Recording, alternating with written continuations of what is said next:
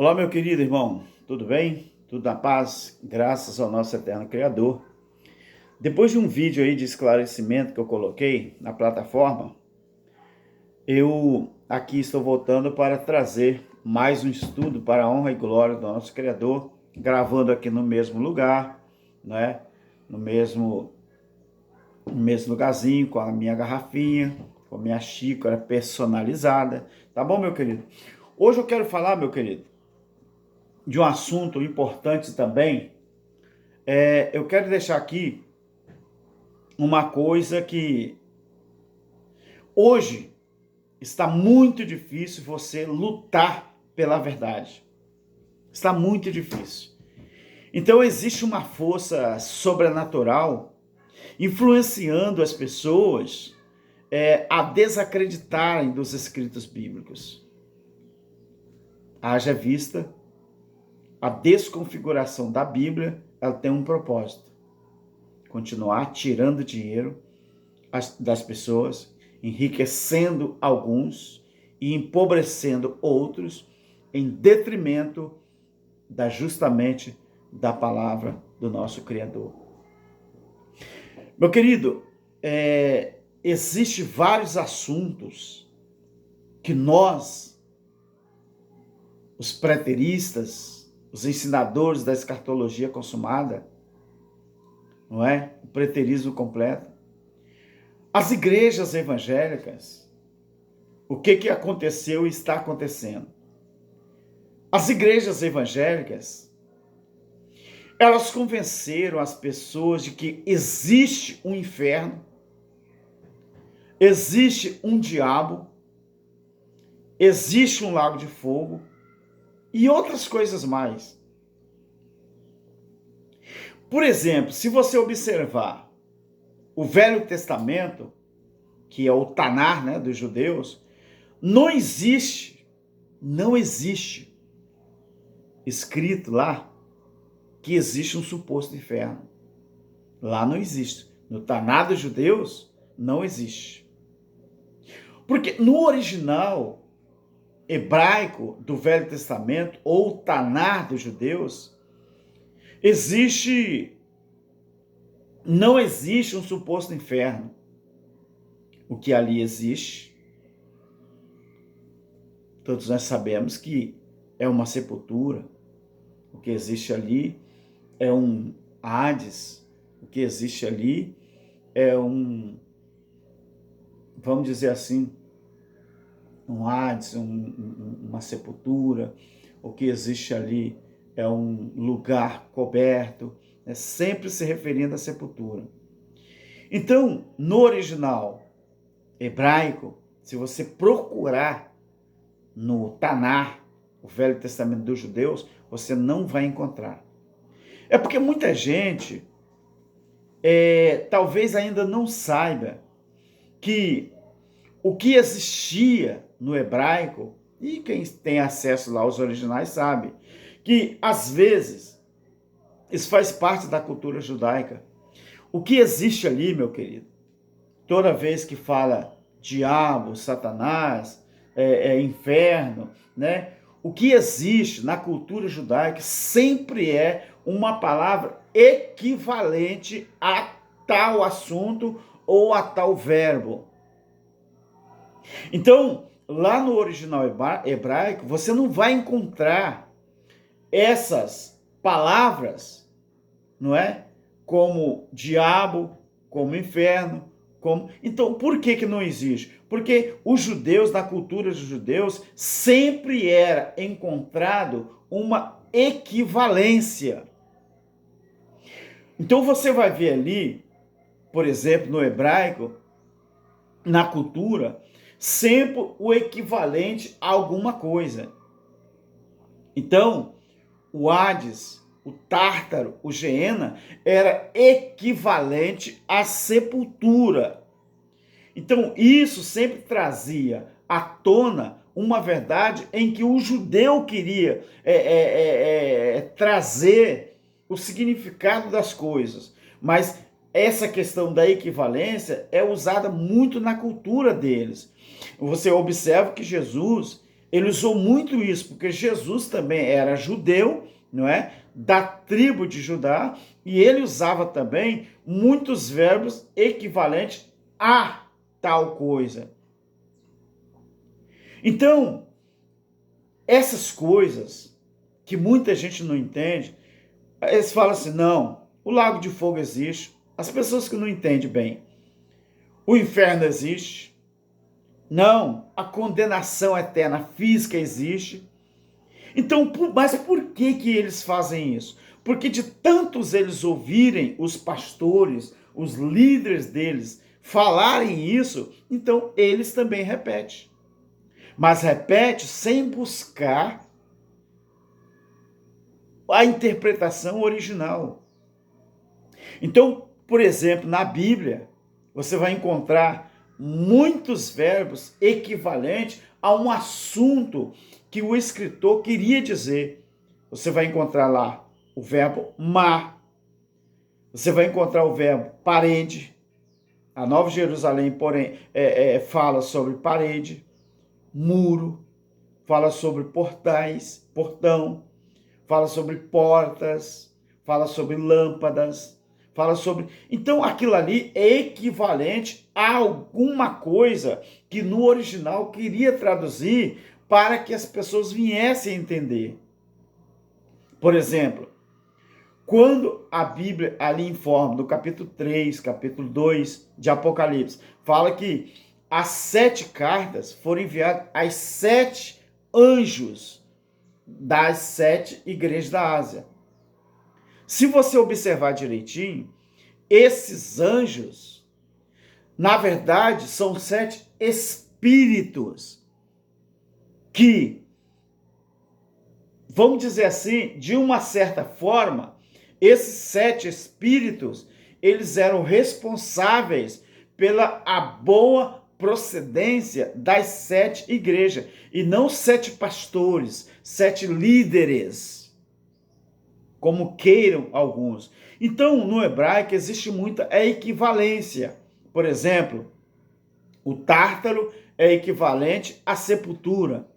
O Geena é equivalente à sepultura. Lembra quando Jesus falou sobre o Tártaro, o lago de fogo? Ele estava se referindo ao equivalente ao muro, ao lixão que se encontrava fora dos muros de Jerusalém, aonde os lixos, aonde cadáveres eram lançados. E ali, como aquele fogo nunca se apagava, devido àquele metano, devido àquele produto inflamável que saía do lixão, dos corpos, então aquilo nunca se apagava. Então Jesus ele usou uma metáfora equivalente.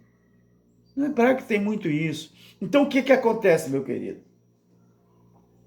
Os empresários da fé, que são os líderes religiosos, eles descobriram que o melhor tipo de empresa que tem é a igreja. Por quê? Por quê? É por isso que eu digo, está muito difícil você lutar pela verdade, mas nós não vamos desistir. Nós não vamos desistir. Por quê?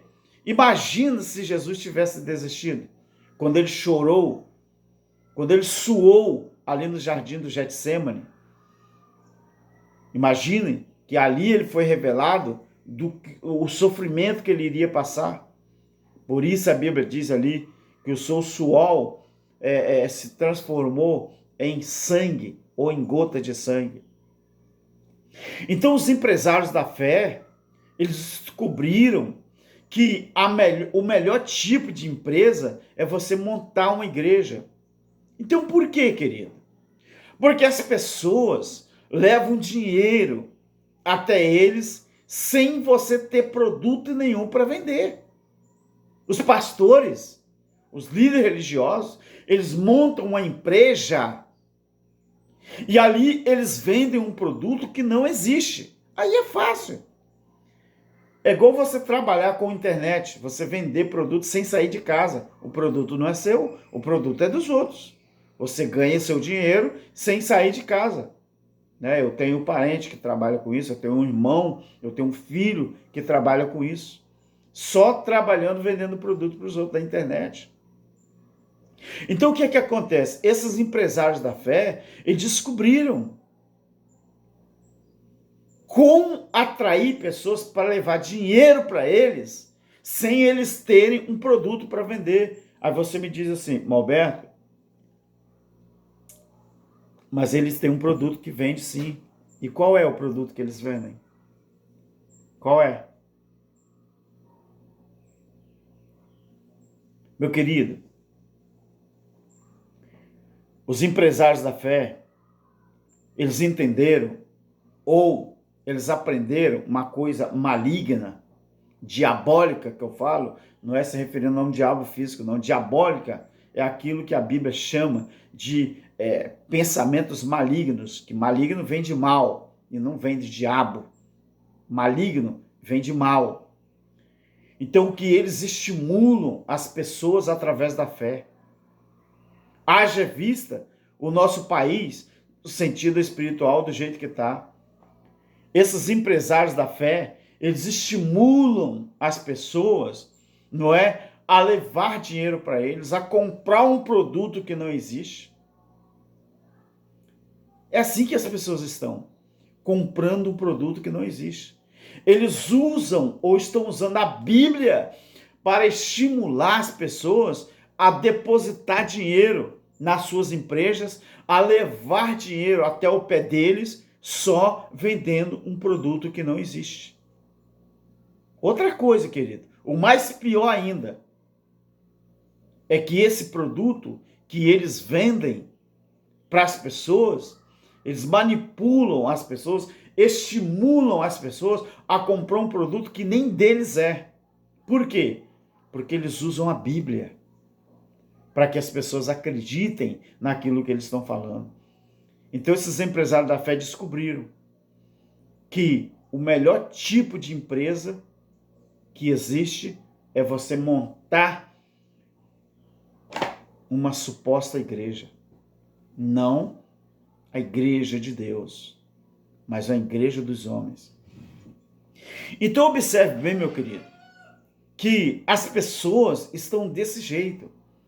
As pessoas estão dessa forma. Pessoas hipnotizadas ou hipnotizados pelos empresários da fé. Eles usam a Bíblia para vender uma falsa esperança. E quando você não recebe o produto que eles tentam passar para você, sabe o que eles dizem? Que o culpado é você, que não teve fé. Olha que coisa triste, moço. Olha que coisa triste. Eu vejo alguns vídeos desses empresários da fé estimulando as pessoas, né, para ir aos seus alçapões, para ir até as suas arapucas, para ir até eles, para que possam ali comprar um produto que não existe. É assim que está o nosso Brasil, é assim que está o nosso mundo, é assim que está a situação dessas pessoas. Então eles te vendem um produto, te promete alguma coisa, que você vai receber carro bonito, você vai receber uma casa, você vai comprar isso e aquilo, você vai montar uma empresa para você, que você vai ter isso, vai ter aquilo, mas quando você deposita dinheiro no pé deles, é R$1.000, é 500, é 100, aí quando você não recebe, e você vai falar que não recebeu, eles falam, culpado foi você que não teve fé, culpado foi você, meu irmão, que não teve fé, culpado foi você, minha irmã, que não teve fé, coloca a sua fé em prática, é assim que eles fazem. Só que, alguém pode dizer assim, mas irmão Alberto, se não existe inferno, então eles podem fazer o que quiser, porque eles não vão para o inferno ser condenados. Só que a gente tem que mencionar uma coisa que Jesus mencionou, isso sim, É verdade. A lei da semeadura. O que é a lei da semeadura? A lei da semeadura é aquilo que tudo que você planta, você colhe. Se você observar o capítulo 7 de Marcos, Jesus explicando sobre a lei da semeadura, Jesus explicando sobre os pecados capitais da carne. Da carne. Jesus está falando ali. Então, tudo que o homem planta, ele vai colher. Ah, não vai para o inferno, não? Inferno físico, não. Mas existe uma coisa que poucas pessoas falam no assunto. A morte eterna, como que funciona? Quando uma pessoa, mesmo frequentando um templo religioso, mesmo dizendo que essa pessoa é filho do eterno Criador, existe uma coisa interessante, que você tem que prestar muito atenção. Quando Jesus disse a Pedro, tu és pedra, e sobre esta pedra eu edificarei a minha igreja, Jesus está falando a dele, não a dos homens, as portas da sepultura não vai prevalecer contra ela. A porta da sepultura só prevalece, o corpo que vai para a sepultura, ele só deixa de existir completamente, tanto nesta vida como na outra, se ele não tiver o Espírito de Deus dentro dele. E o que o homem é capaz de fazer para não ter o Espírito de Deus dentro dele? É só ele andar em desacordo com a palavra. Aí, ao invés de ser filho da promessa, do seu espírito retornar, quando ele partir dessa para melhor, aí essa pessoa que não tem o espírito vai para a sepultura e ali fica. Ali, o corpo físico é consumido e ali, como diz a Bíblia, Davi falou muito sobre esse assunto, né? Os ímpios, eles são exterminados para sempre. É para sempre. Ímpio não é aquela pessoa que não é crente, não. Ímpio é a pessoa que pratica impiedade. Mas quem disse a você que só pratica impiedade quem não é crente? Quantos crentes que você conhece que praticam a impiedade? O que é impiedade? O que é impiedade? É você deixar de praticar o bem de acordo com a palavra de Deus para as outras pessoas. Impiedade, a palavra ímpio, a palavra impiedade vem de ímpio. Mas se você buscar a raiz genealógica da palavra, você vai ver que impiedade ou ímpio é aquela pessoa que comete impiedade. Ou seja, para você cometer uma impiedade, você necessariamente, então, não tem o Espírito de Deus dentro de você. Então, essas pessoas, esses empresários da fé, eles usam a Bíblia para vender uma falsa esperança, e quando você não alcança isso que eles prometem, o culpado é você. Quer um conselho, meu querido? Quer um conselho de um irmão que está começando agora a entender a palavra, na visão do Criador, na visão do preterismo, na visão da graça eterna, do evangelho eterno, as boas novas eternas? Quer um conselho? Basta você acreditar naquilo que está escrito, nos escritos bíblicos. Acredite nisso. Se liberte desse mundo maligno que obriga você a viver do jeito deles. Então, tudo que você precisa, tudo que nós precisamos é acreditar nos escritos bíblicos. A partir daí, nós temos a sã convicção de que nós estamos no caminho certo. Então, meu querido, é isso que eu queria deixar para você. Eu nem peguei a minha Bíblia para colocar aqui, porque é só uma reflexão para que nós venhamos a entender. graça eterna. Amém.